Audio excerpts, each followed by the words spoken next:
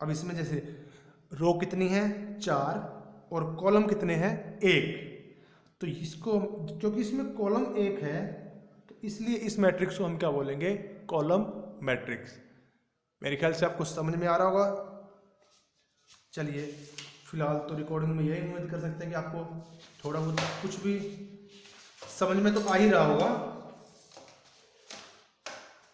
क्योंकि video lecture में इससे ज़्यादा हम उम्मीद नहीं कर सकते, क्योंकि आपकी मेन चीज़ इसमें ये होता है कि आपके बच्चों की हम क्वेरीज साथ के साथ लेना मुश्किल हो जाता है। फिर भी आपकी जो भी क्वेरीज हो, मेरा व्हाट्सएप नंबर है 9034090826। तो जिस भी बच्चे की क्वेरीज हैं इस नंबर पे मुझे व्हाट्सएप मैसेज भेज के क्वेरीज ले सकता है। खैर इसके बाद आते हैं हम जीरो मैट्रिक्स पे, नल मैट्रिक्स। जैसे कि नाम से ही पता है जीरो, यानी ऐसी matrix if all the elements of matrix, चाहे वो स्क्वायर हो चाहे वो रेक्टेंगुलर हो, are zero then it is called a zero matrix. यानी अगर कोई भी मैट्रिक्स, चाहे वो स्क्वायर मैट्रिक्स हो चाहे वो रेक्टेंगुलर मैट्रिक्स हो, अगर उसके हर एक एलिमेंट जीरो हो जाता है तो हम क्या बोलेंगे, जीरो मैट्रिक्स। जैसे ये रेक्टेंगुलर मैट्रिक्स है, सारे एलिमेंट जीरो हैं, रो और कॉलम इक्वल नहीं है इसमें, तो इसको भी जीरो मैट्रिक्स कहेंगे। ये स्क्वायर मैट्रिक्स है, 3 रो है 3 कॉलम है, इसके भी सारे एलिमेंट जीरो हैं तो इसको भी जीरो मैट्रिक्स कहेंगे। चलिए लास्ट बढ़ते हैं, लास्ट का topic equal matrix. Equal matrix नहीं, सॉरी, इक्वल मैट्रिसेस, यानी दो या दो से ज्यादा मैट्रिसेस, उसको हम इक्वल कब बोलेंगे। तो सिंपल डेफिनेशन है, टू और मोर मैट्रिसेस, चाहे दो हों चाहे दो से ज़्यादा हों, are said to be equal, उनको इक्वल कहा जाएगा कब, if they are of same order, उनका ऑर्डर सेम होना चाहिए। सबसे पहली बात उनका ऑर्डर सेम होना चाहिए। उसके बाद there corresponding elements are same, यानी उसके कॉरस्पॉन्डिंग एलिमेंट, मतलब यहाँ पे A11 है तो इसका भी A11 एलिमेंट लेंगे। यहाँ पे ये एलिमेंट कौन सा है, कौन सी रो है, सेकंड रो सेकंड कॉलम। अगर ये A22 एलिमेंट है तो इसका भी यहाँ पे A22 एलिमेंट लेंगे। तो अगर उसके कोरस्पॉन्डिंग एलिमेंट भी इक्वल हैं और उनका ऑर्डर भी सेम है, जैसे इसका ऑर्डर 2x3, इसका ऑर्डर भी कितना है 2x3, अगर उसका ऑर्डर भी सेम है और उसके कोरस्पॉन्डिंग एलिमेंट भी सेम है तो उस मैट्रिक्स को हम क्या बोलेंगे, equal matrix.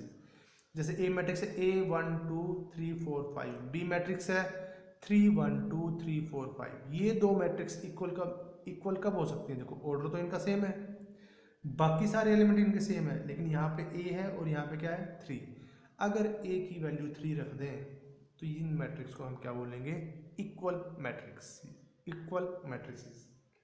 Is that clear. तो बच्चों आज हमने मैट्रिक्स की डेफिनेशन और मैट्रिक्स के टाइप के बारे में पढ़ा। एक बार आपको रिमाइंड करवा देते हैं। मैट्रिक्स की सबसे पहले आपको डेफिनेशन दी गई थी, इस टाइप के अरेंजमेंट एमएन ऑर्डर की रो और कॉलम में, उसको मैट्रिक्स बोलते हैं। आपको समझ में आ गया होगा।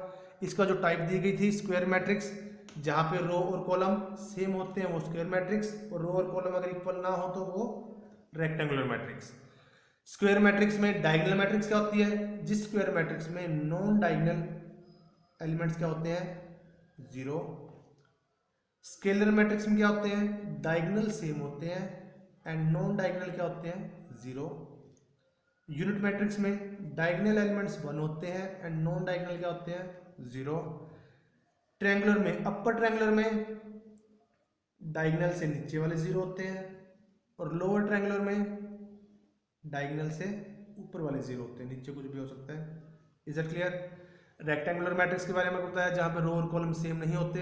रो मैट्रिक्स जिस मैट्रिक्स में सिर्फ एक रो होती है, कॉलम मैट्रिक्स जिस मैट्रिक्स में सिर्फ एक कॉलम होता है, ये चलो बाद में बता देंगे। जीरो मैट्रिक्स जिस मैट्रिक्स के हर एक एलिमेंट जीरो हो। चलिए बताइए देते हैं। हॉरिजेंटल मैट्रिक्स, हॉरिजेंटल आपने वर्ड सुना होगा, हॉरिजेंटल एंड वर्टिकल।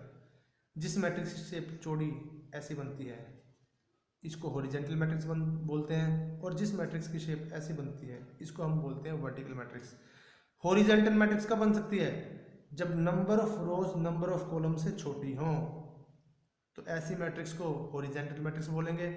और ये मैट्रिक्स वर्टिकल शेप में कब बनेगी, जब number of rose number of column से ज़्यादा हो।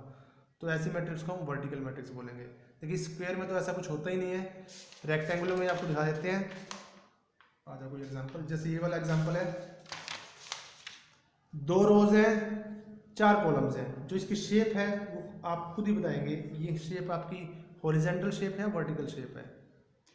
सीधी सी बात है, बिल्कुल ऐसे पड़ी हुई है तो हॉरिजेंटल शेप है, यानी रो अगर कॉलम से कम है तो ऐसी मैट्रिक्स को हम क्या बोलेंगे, हॉरिजॉन्टल मैट्रिक्स। और इसी टाइप से अगर इसकी शेप इस टाइप की है,